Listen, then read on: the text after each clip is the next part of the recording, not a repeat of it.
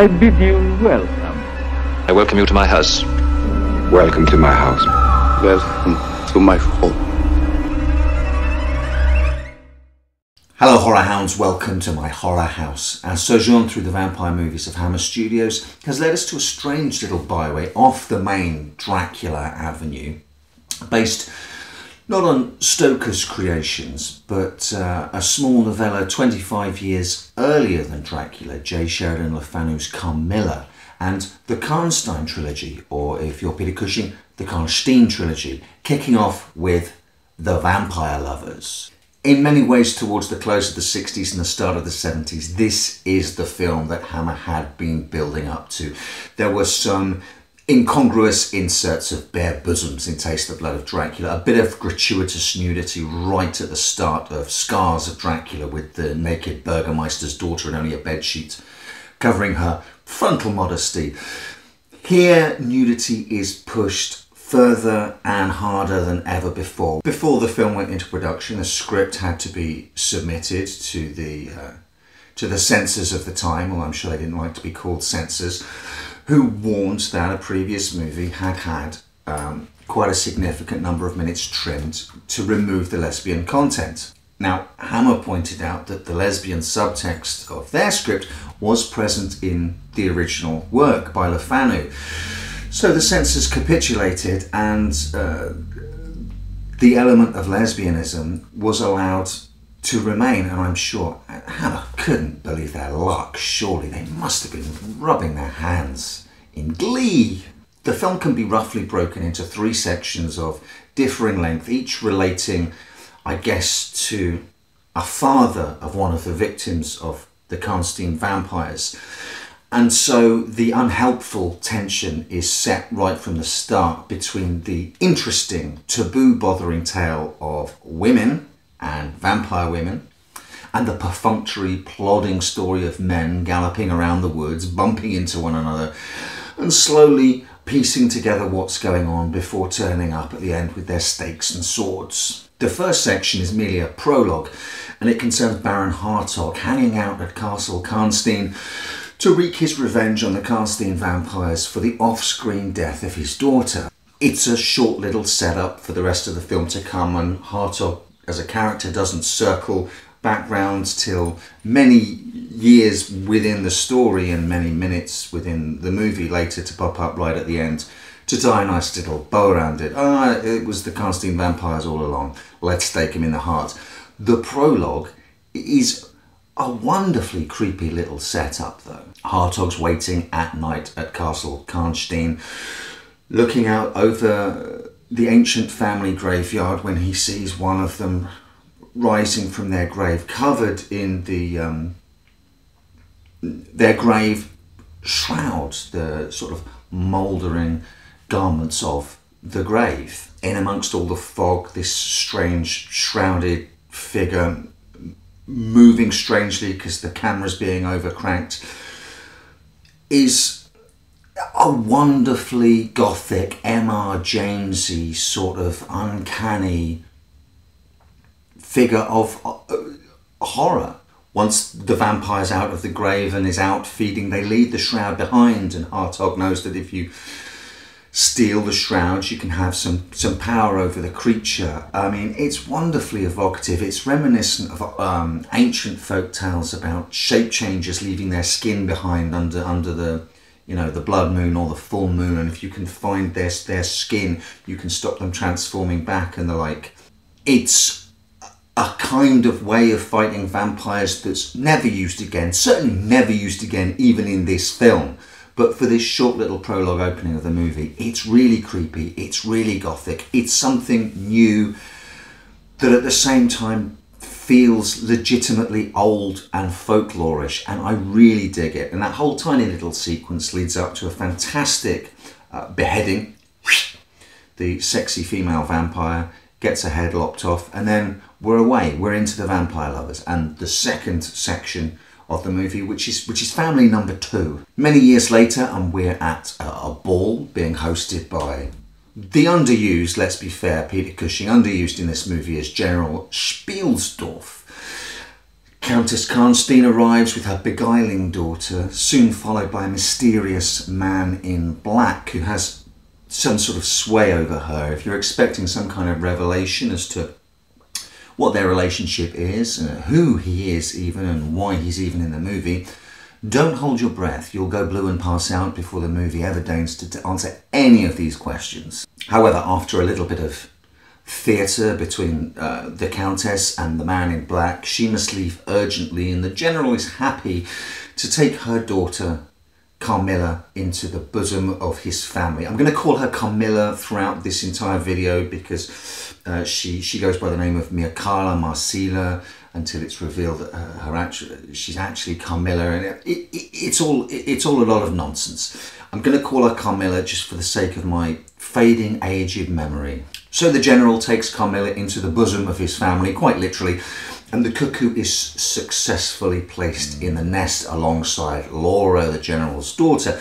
and we watch her health degenerate as she falls under Carmilla's spell and ultimately is killed by the vampire that's been invited into the familial home. Carmilla's nightly visitations are remembered as nightmares or hallucinations, where she seems to take on the form of a giant cat. These attack sequences, sort of stroke dream sequences, they're almost avant-garde, black and white, lots of fading in and out of the victim moaning and writhing in the bed with cat's eyes superimposed over them, and then Ingrid Pitt's eyes superimposed over that, with a sort of shapeless fur thing sliding up over them with their fingers running through the fur, and then the vague shape of a cat. Along with the shroud scene at the start of the film, there's a sense of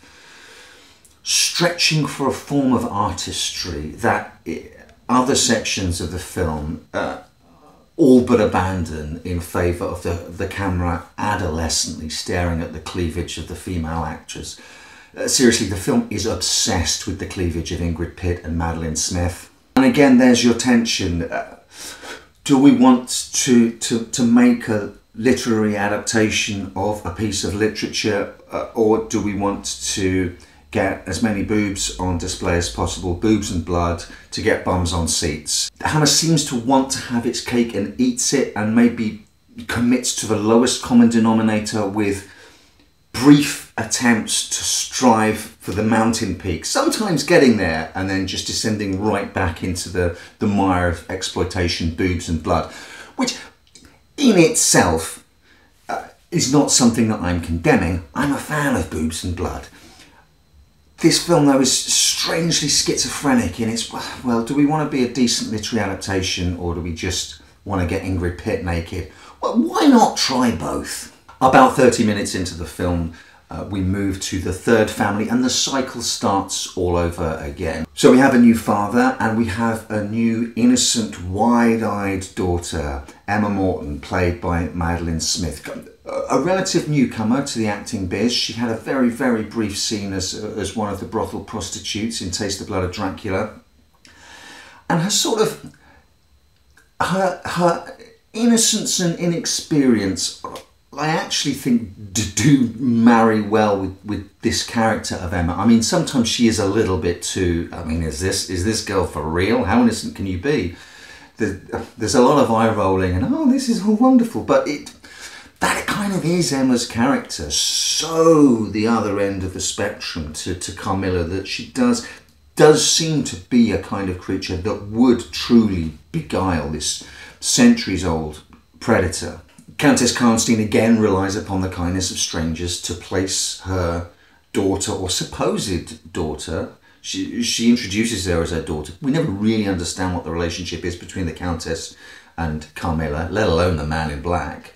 But again, she relies upon the kindness of strangers to place this vampire into a family environment. But we've already seen Carmilla seducing and destroying one household, so the film begins to repeat itself, which is incredibly frustrating. It would have been great to have had more time to watch and develop the notion of this sort of predatory cuckoo insinuating itself into a household dynamic, family members and staff. even more than we actually get. That, after all, is by far the most interesting aspect of the story, infecting a happy and healthy household, tearing it apart from within and feasting on the pieces, whilst all the time yearning for the kind of wholesome safety and comfort afforded by the thing that she is destroying. Carmilla, after all, is a different type of vampire to the Dracula and Dracula type figures that we've seen up until now. She seems to genuinely love her victims. She seems to be seeking a connection. She's simply doomed to kill the thing that she loves. In this way, she's sort of an antecedent of Catherine Deneuve's Miriam Blaylock from The Hunger.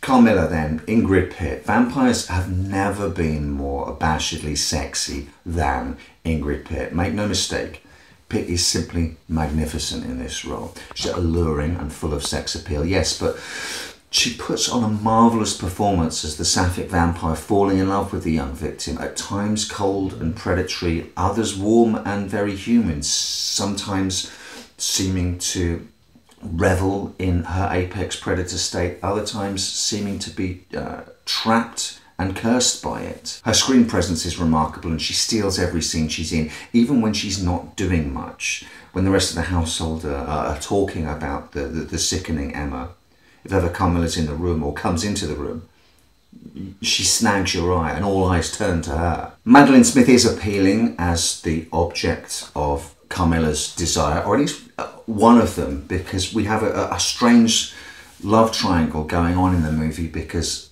as well as Ingrid Pitt and Madeline Smith, we have the wonderful Kate O'Mara, who puts in a fine shift as Emma's sort of buttoned up governess, all repressed and sexual tension, waiting for a release, which comes when she finds herself in thrall to Carmilla. There are times with some of the victims that you feel that this lesbian desire is something that Carmilla manipulates her victims into. What I find really interesting with Kate O'Mara's governess is, I think it's fairly clear cut that that is her anyway, but that Carmilla just unlocks it, allows it expression and free form.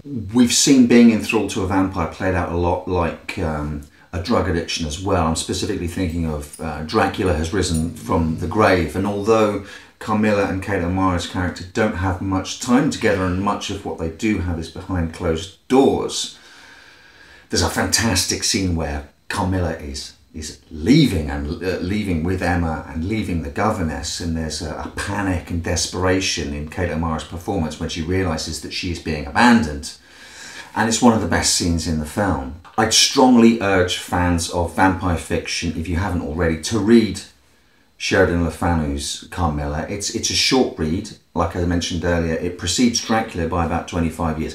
It is sexy as all hell, and of the three Karnstein novels that take this as its foundation, The Vampire Lovers is the one that is most literary and most like an adaptation of the novella. But let's not pretend with its lesbian subtext, Le Fanu's original text isn't also an excuse for some of the women in this movie, quite a few of them actually, to get their kid off. To modernise the nudity on display here is perhaps the level of some sort of end of pier, what the butler saw machine. At the time, I imagine it was perhaps incredibly groundbreaking. I have to say though, for a pubescent horror fan raised on the Universal monsters and then the earlier sort of more gothic classic Hammer films, this move into riskier 18 certificate material certainly made its mark on an impressionable young mind. There's no denying that Ingrid Pitt and Madeline Smith are eye-popping, and even as a much older and supposedly more mature man, I can't help but wonder on a rewatch what actually went on behind closed doors between Ingrid Pitt and Kate O'Mara's character. This could have been a truly great film.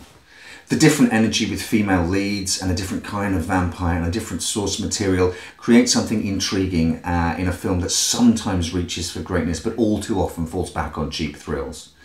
The dialogue from Tudor Gates, the scriptwriter, is appalling. It's in the scenes without dialogue when Carmilla turns from sly temptress to tiger that we can see flashes of brilliance in Pitt's performance, a hint of what she could have brought to the characterisation of Carmilla if the material had been better. Facing off against Hans, just the contemptuous flick of her nightgown speaks volumes to character more than Tudorgate's flat script ever does. A script that's happy to repeat itself 1/3 of the way in and play over a scenario that we'd already seen played out.